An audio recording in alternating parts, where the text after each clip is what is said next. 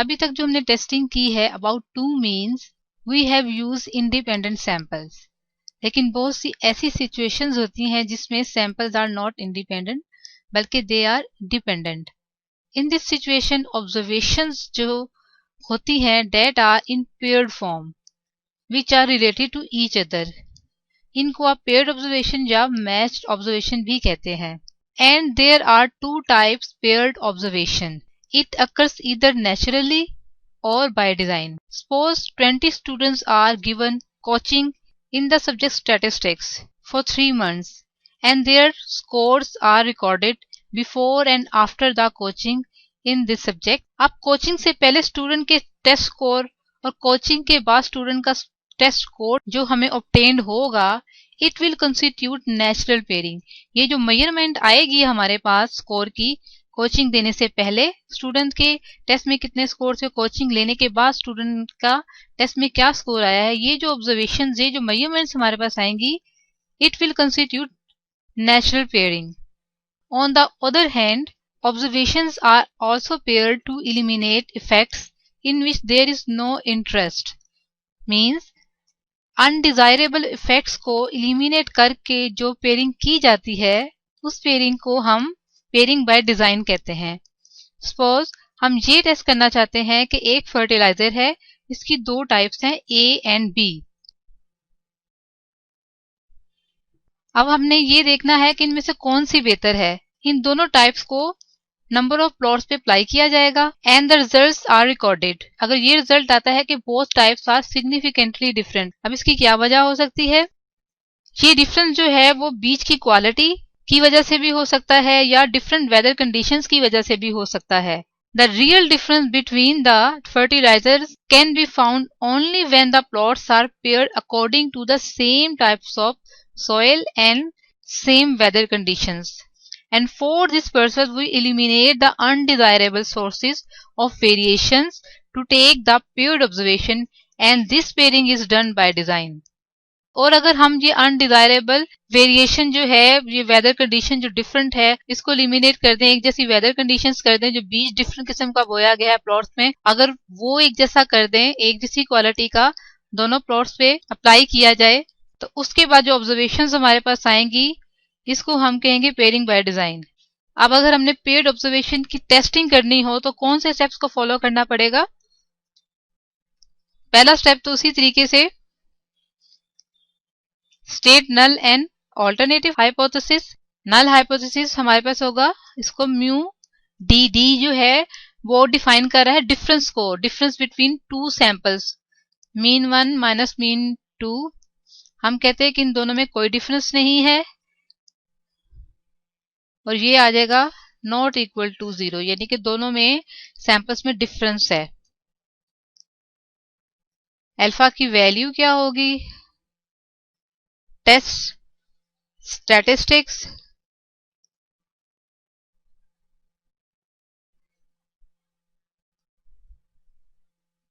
D bar S T n square root under h naught with n minus 1 degree of freedom। Fourth में आप critical का region define कर लेंगे जो कि डिपेंड करेगा h 1 पर। फिफ्थ में कंप्यूटेशन कर लेंगे और सिक्स में कंक्लूजन ड्रॉ कर लेंगे। आइए कुछ एग्जांपल्स करते हैं। The weights of 4 persons before they stopped smoking and 5 weeks after they stopped smoking are as follows. Use the t-test for paired observation to test the hypothesis at the 0.05 level of significance that giving up smoking has no effect on person's weight. ये 4 लोगों के weights लिए गए हैं। Smoking give up करने से पहले उनके वेट्स ये थे, 5 वीक तक उन्होंने स्मोकिंग नहीं की, उसके बाद उनके वेट्स रिकॉर्ड किए गए तो उनके ये वेट्स हैं। अब हमने टेस्ट करना है that giving up smoking has no effect on person's weight. आइए हाइपोथेसिस बनाते हैं। म्यू डी इक्वल टू हम कर लेते हैं 0। इसका मतलब है कि स्मोकिंग तर्क करने से कोई फर्क नहीं पड़ा, कोई डिफरेंस नहीं आया वेट्स में। और ऑल्टरनेटिव क्या होगा जी, नॉट इक्वल टू जीरो, इनके डिफरेंस जो है वो जीरो नहीं है, यानी कोई ना कोई फर्क तो पड़ा है। तो ये हो जाएगा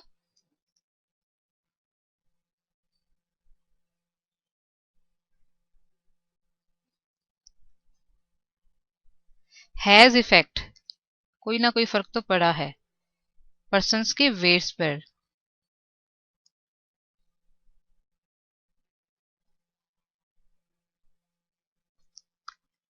सेकेंडली अल्फा की वैल्यू डिफाइन कर ली, अल्फा हमारे पास कितना है 0.05। थर्ड में test statistic that is T D bar S T N square root under H not with n-1 degree of freedom.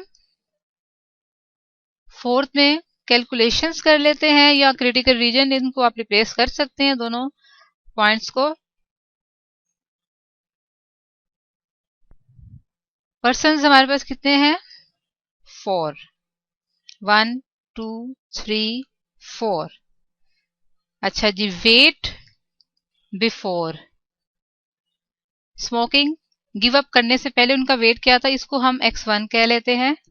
148 176 153 116। और ये आ गया वेट आफ्टर गिव अप करने के बाद, स्मोकिंग गिव अप करने के बाद जो वेट है वो रिकॉर्ड क्या हुआ, उसको x2 से डिनोट कर लेते हैं।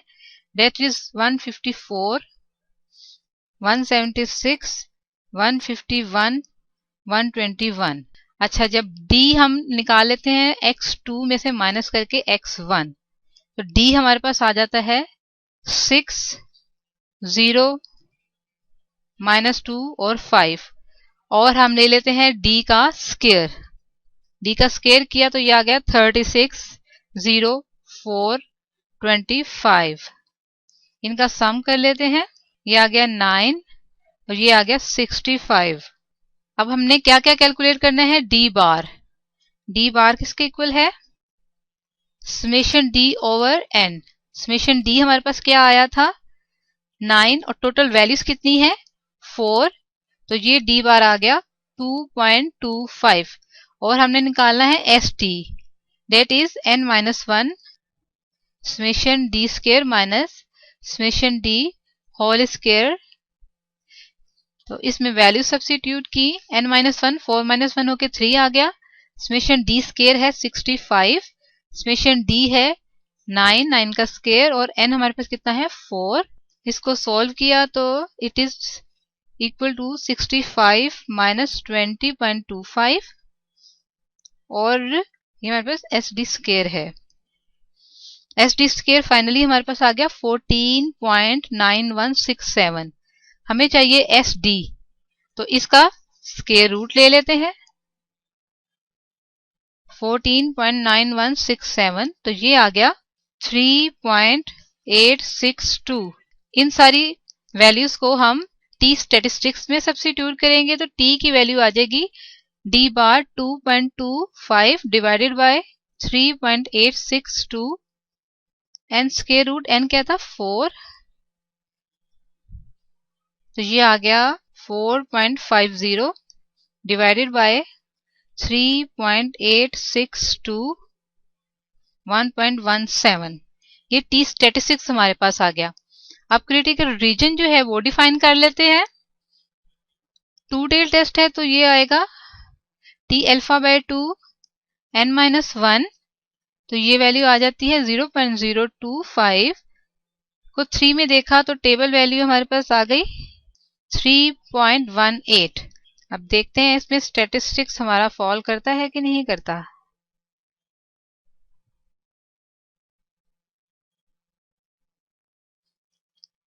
तो 3 पॉइंट हम कहते हैं कि यहां कहीं करके फॉल करता है। एक दफा नेगेटिव वैल्यू ले ली, एक दफा पॉजिटिव वैल्यू ले ली।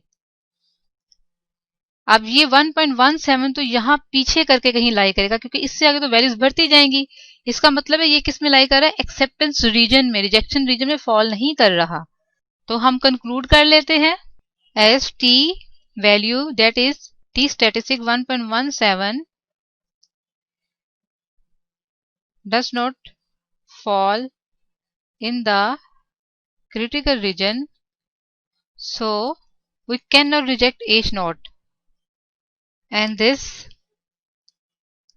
experiment does not provide sufficient evidence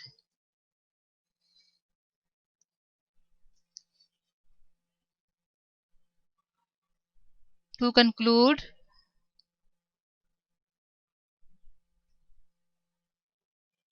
that giving up smoking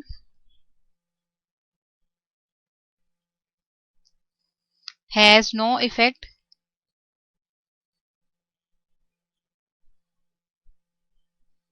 on person's weight.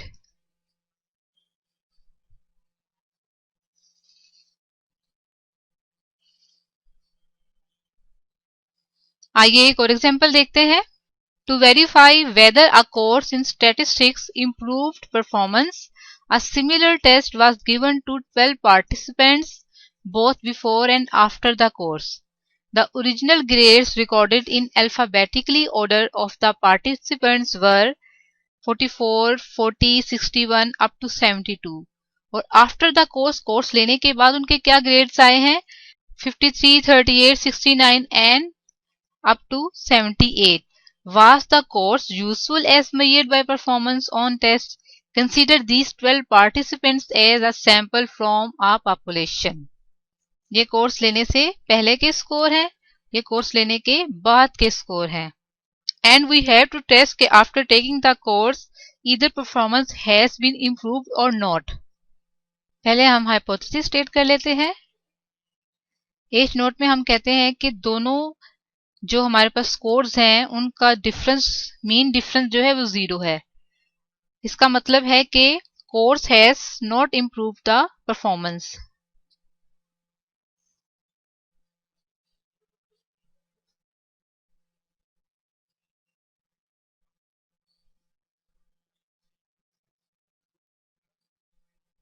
और ऑल्टरनेटिव में हम कहते हैं mean difference is greater than 0. इसका मतलब है कि जो कोर्स लिया गया है उससे परफॉर्मेंस इम्प्रूव हुई है.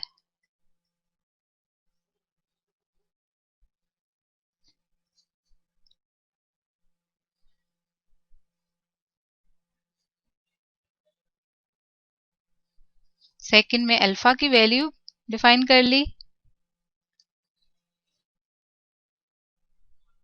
थर्ड में टेस्ट स्टैटिस्टिक्स.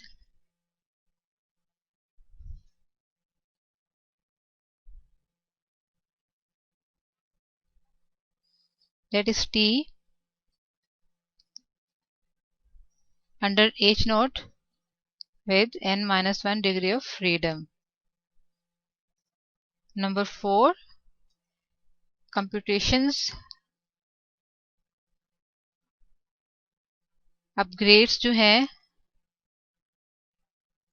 ये आगे बिफोर टेकिंग द कोर्स, इसको हमने कह दिया x1. तो ये है हमारे पास 44, 60, 61, 52 अप टू 72. और ये आगे grades after taking the course, इसको x2 से डिनोट कर दिया. तो ये आ गया 53, 38, 69, 57 and so on up to 78. Difference निकाल लेते हैं दोनों का. x2 माइनस x1, तो ये आ गया 9 माइनस 2, 8, 5 अप टू 6. और इसका सम किया तो ये आता है 60. इसी तरीके से डी स्क्वायर फाइंड आउट कर लेंगे. 81, 4, 25 एंड अप टू 36. और इसका सम हमारे पास आ जाएगा 578. अब हम डी बार और एस डी कैलकुलेट कर लेते हैं. D bar summation d over n and which is equal to 60 और कितनी वैल्यूज है हमारे पास 12, तो ये आ गया 5। इसी तरीके से S T square 1 over n minus 1, ये आ गया summation d square minus summation d whole square. अब n माइनस 1 यानी कि n कितना 12 माइनस 1, तो ये आ जाएगा 11।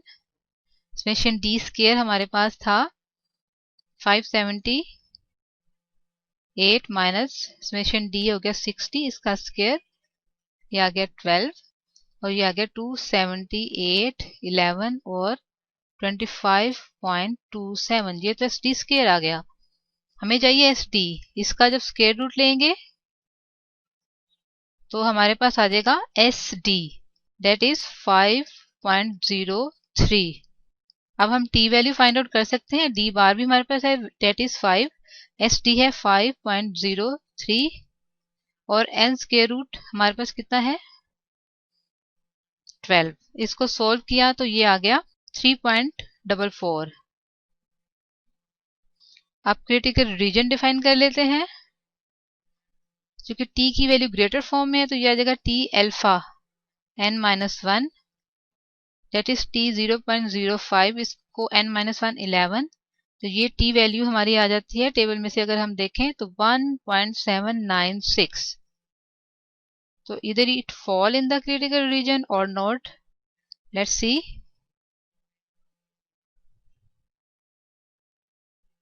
ठीक है, तो 1.76 जहां कहीं करके हम कहते हैं फॉल करता है, इससे आगे की सारी वैल्यू ये हमारे पास क्रिटिकल रीजन है। तो जबकि ये वैल्यू जो है 3.44 आगे यहाँ कहीं करके फॉल करेगी, इसका मतलब है कि टी की वैल्यू जो है वो फॉल कर रही है क्रिटिकल रीजन में। तो हम कंक्लूजन ड्रॉ कर लेते हैं।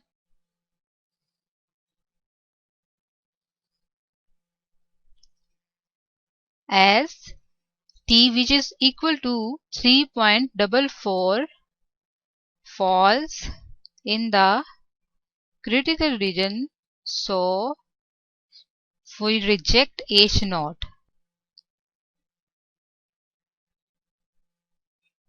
and conclude